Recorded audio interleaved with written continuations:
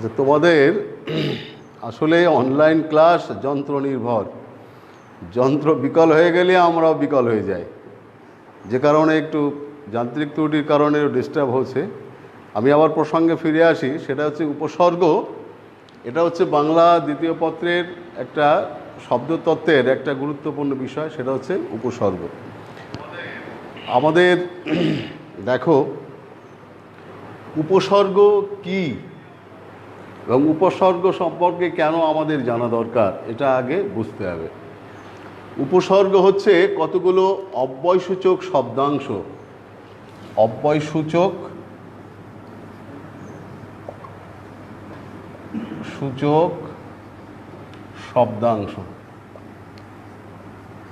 শব্দাংশ। তাহলে কি বললাম? এটা হচ্ছে অব্যয়সূচক শব্দাংশ। শব্দাংশ মানে শব্দের অংশ। তাহলে উপসর্গের কাজটা কি, সংজ্ঞাটা কি? প্রথম থেকে সংজ্ঞা হচ্ছে, ধরো এই যে ধরো প্র,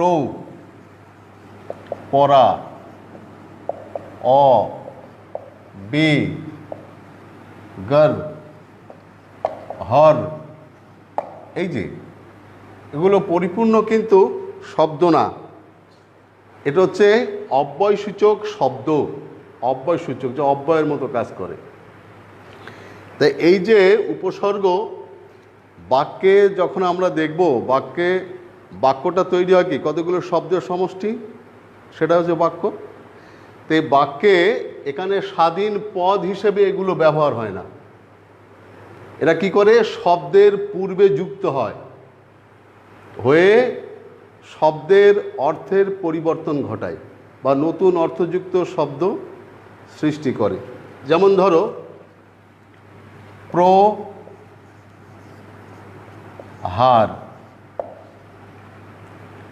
বিহার, তারপর ধরো আহার। দেখো এই যে প্র, বি, আ, এখানে হার আর একটা শব্দাংশ। তা প্রহার, এই যে প্র, এটা হচ্ছে অব্যয়সূচক, এর কোনো পরিবর্তন হয় না, এখানে অব্যয় বলা হয়েছে। তা প্রহার মানে কি আঘাত করা, বিহার মানে কি ভ্রমণ করা, আবার আহার মানে কি খাওয়া।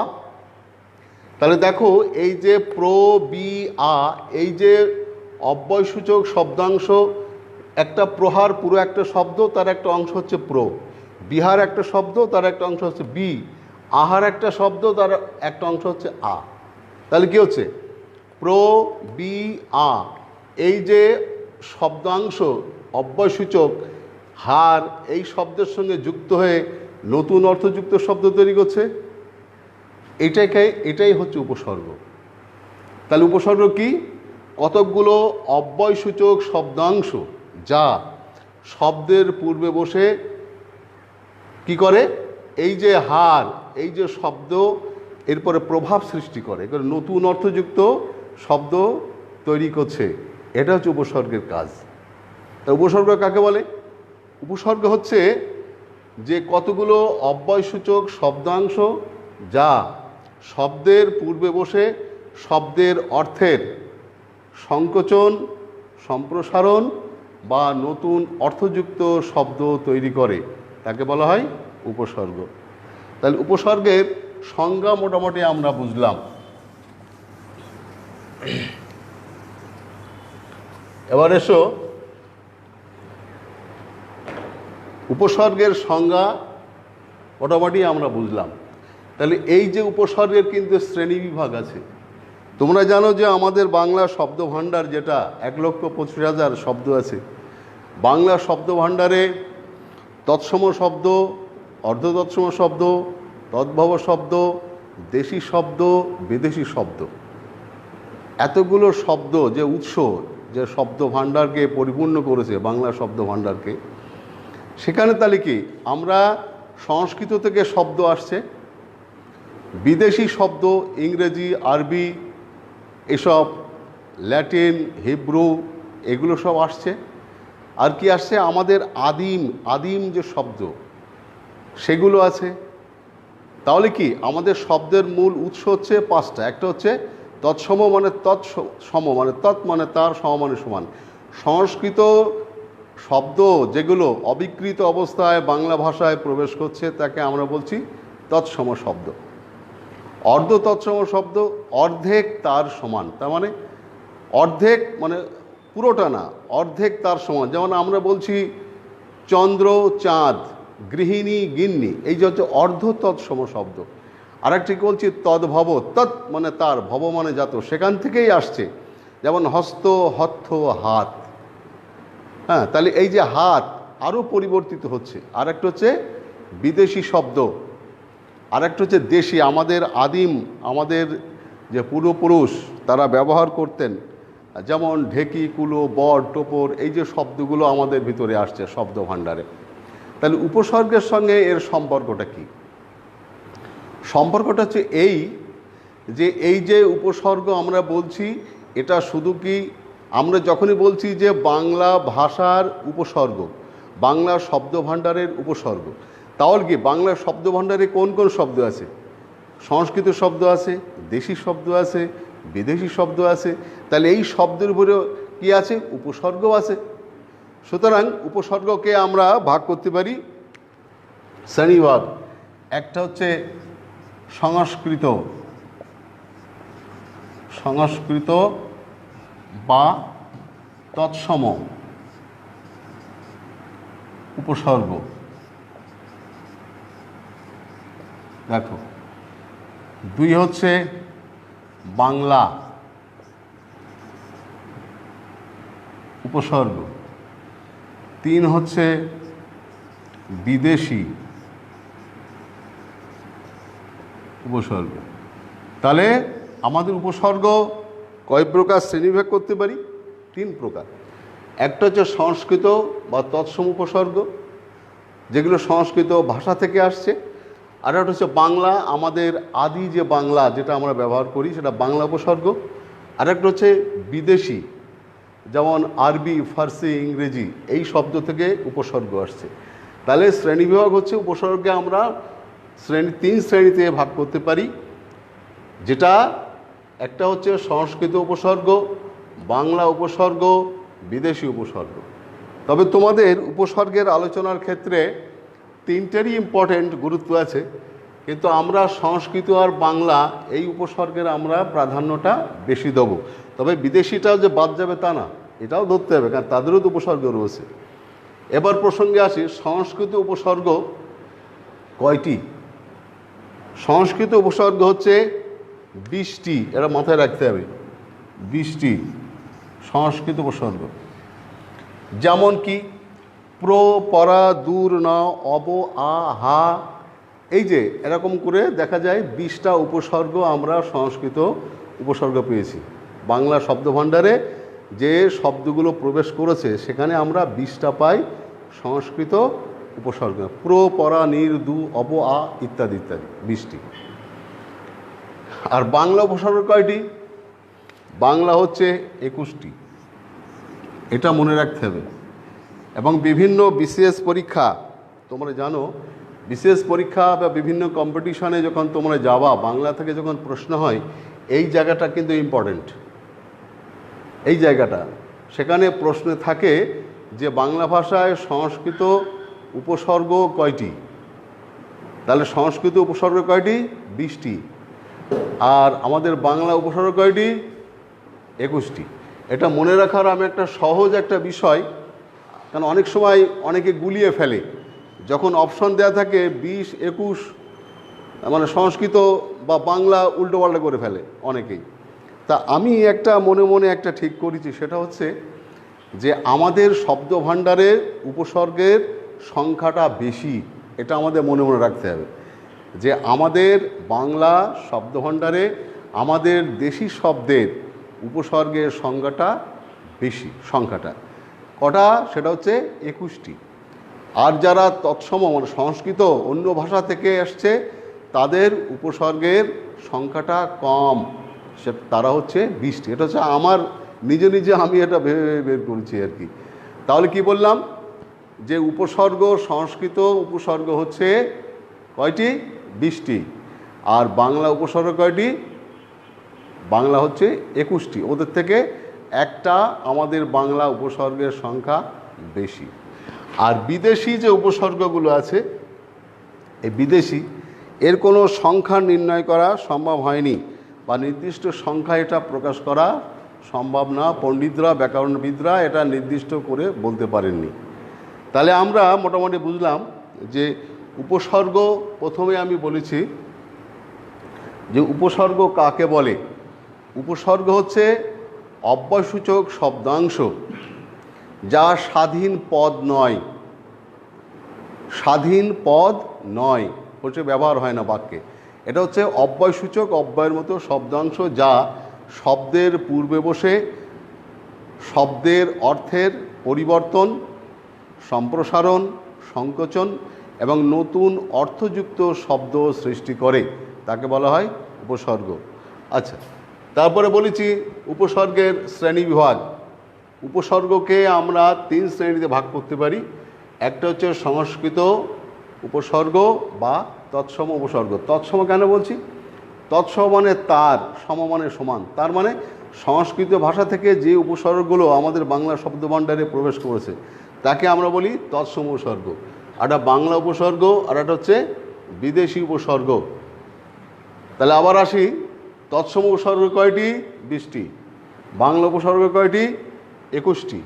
আর বিদেশি উপসর্গ এর কোনো নির্দিষ্ট সংখ্যা বলা নেই। তাহলে মোটামুটি বুঝলে। এবার এসো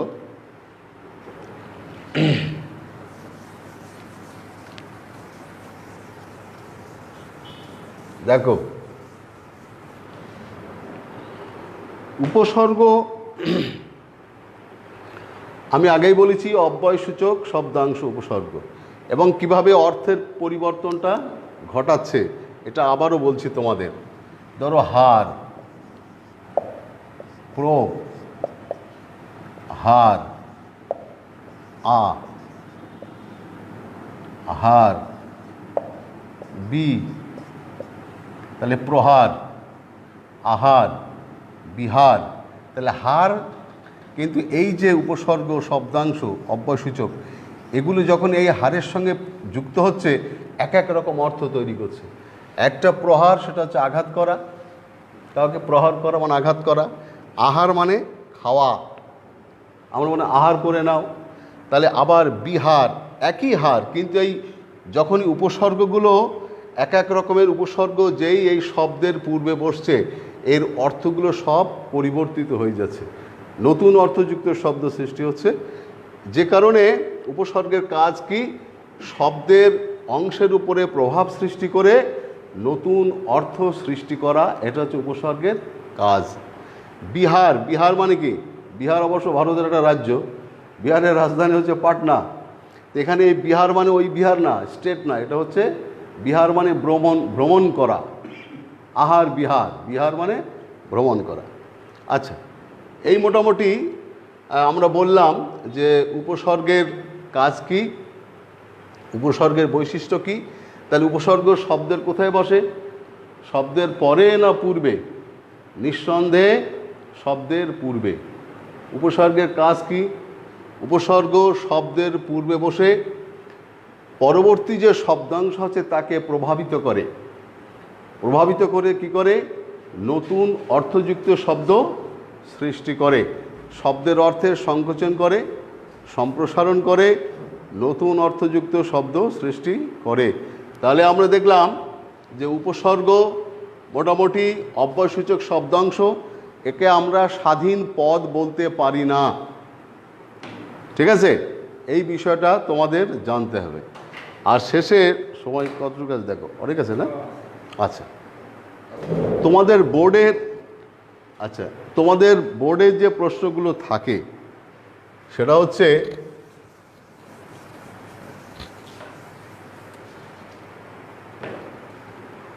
উপসর্গের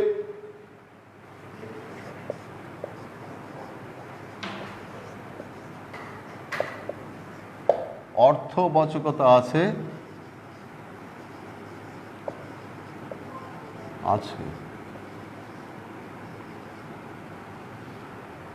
উল্টো হয়ে গেছে। উপসর্গের অর্থবাচকতা নেই, উল্টো হয়ে গেছে। উপসর্গের অর্থবাচকতা নেই কিন্তু অর্থ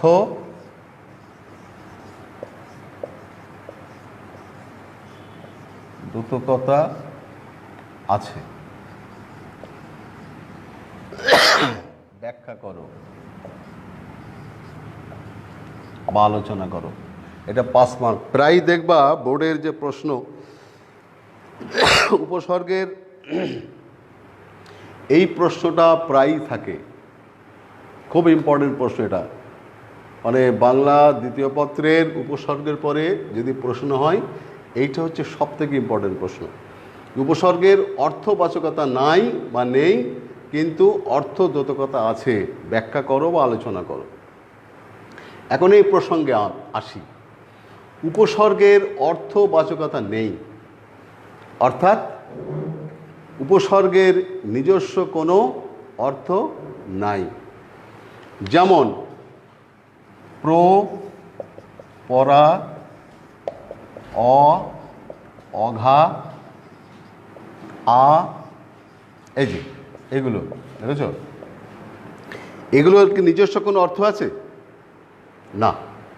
তাহলে উপসর্গের অর্থবাচকতা নেই মানে উপসর্গের নিজস্ব কোনো অর্থ নেই, কিন্তু অর্থদ্যোতকতা আছে। এই দ্যোতনা সৃষ্টি করে মানে নতুন অর্থযুক্ত শব্দ সৃষ্টি করতে পারে, একে বলা হয় দ্যোতনা। নতুন অর্থযুক্ত শব্দ সৃষ্টি করতে পারে, একে বলে দ্যোতনা। এই যে সৃষ্টি করতে পারার যে সক্ষমতা উপসর্গের, একেই বলা হয় দ্যোতনা। যেমন দেখো, পরাজয়, পরা যোগ জয়, পরাজয়, এখান থেকে সৃষ্টি হচ্ছে পরাজয়। তারপর ধরো অঘা, রাম, অঘারাম। আ দিয়ে ধরো আ, গমন, কি হবে? আগমন। একটা বিষয় বোঝো, তাহলে আমরা কি দেখলাম? আমরা দেখলাম এই যে পরা, অঘা, আ, এই যে উপসর্গগুলো, এইগুলো এটা কি করলো? শব্দাংশের সঙ্গে যুক্ত হয়ে নতুন অর্থযুক্ত শব্দ সৃষ্টি করলো, একে বলে দ্যোতনা। একে বলে দ্যোতনা সৃষ্টি করা। তাহলে কি উপসর্গের নিজস্ব কোনো অর্থ না থাকলেও অন্য একটা শব্দাংশের পূর্বে বসে সেই শব্দের অর্থের সম্প্রসারণ, সংকোচন বা নতুন অর্থযুক্ত শব্দ সৃষ্টি করতে পারে, একেই বলা হয় অর্থদ্যোতকতা। তাহলে বুঝলে? তাহলে কি প্রশ্ন হচ্ছে উপসর্গের অর্থবাচকতা নেই কিন্তু অর্থদ্যোতকতা আছে। খুব সহজ ব্যাপার, ব্যাখ্যা করো। তাহলে উত্তরটা কিভাবে লিখতে হবে? উত্তর লিখতে হবে যে আমরা জানি অব্যয়সূচক শব্দাংশকে বলে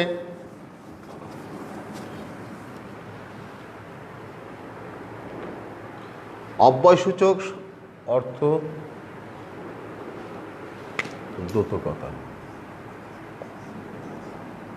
আচ্ছা, অব্যয়সূচক শব্দাংশকে বলা হয় উপসর্গ, এবং উপসর্গ শব্দের পূর্বে বসে শব্দের অর্থের সংকোচন, সম্প্রসারণ, নতুন অর্থযুক্ত শব্দ সৃষ্টি করে। প্রশ্নে দেয়া আছে উপসর্গের অর্থবাচকতা নেই কিন্তু অর্থদ্যোতকতা আছে, নিচে তা ব্যাখ্যা করা হলো বা নিচে তা আলোচনা করা হলো। তারপরে লিখতে হবে উপসর্গের অর্থবাচকতা নেই অর্থাৎ উপসর্গের নিজস্ব কোনো অর্থ নেই। যেমন প্র, পরা, দূর, নি, অবয়া ইত্যাদি, এদের নিজস্ব কোনো অর্থ নেই। এবং প্রশ্ন দেয়া আছে উপসর্গের অর্থদ্যোতকতা আছে অর্থাৎ উপসর্গ শব্দের পূর্বে বসে কি করে? পরবর্তী শব্দ অংশকে প্রভাবিত করে নতুন অর্থযুক্ত শব্দ সৃষ্টি করে। এই যে নতুন অর্থযুক্ত সৃষ্টির শব্দ করা, এটাকে বলা হয় উপসর্গের দোতনা। নতুন অর্থযুক্ত শব্দ সৃষ্টি করছে, এটা হচ্ছে উপসর্গের দোতনা। ঠিক আছে? যেমন আমরা আগেই উদাহরণ দিয়েছি, ওইগুলো দিতে পারো। প্রহার মানে আঘাত করা, বিহার মানে ভ্রমণ, তারপরে হচ্ছে পরাযোগ জয়, এবং উপসর্গ নিচেই কিন্তু আবার উপসর্গের উদাহরণ। ঠিক আছে? আশা করি যে তোমরা লেটো শেষ না প্রায়? আচ্ছা, তো উপসর্গের নিজেই কিন্তু উপসর্গের উদাহরণ। এই যে এটাও কিন্তু একটা উপসর্গ, এই স্বর্গের সঙ্গে যুক্ত হয়েছে উপসর্গ। আশা করি তোমরা এই প্রশ্নটা কি তোমরা বাড়িতে করবে। আগামী ক্লাসে আমি এইটা ইন ডিটেলস আর একটু যদি পারি আলোচনা করব, যে উপসর্গের অর্থবাচকতা নাই কিন্তু অর্থদ্যোতকতা আছে, ব্যাখ্যা করো। ধন্যবাদ সবাইকে, শেষ করলাম।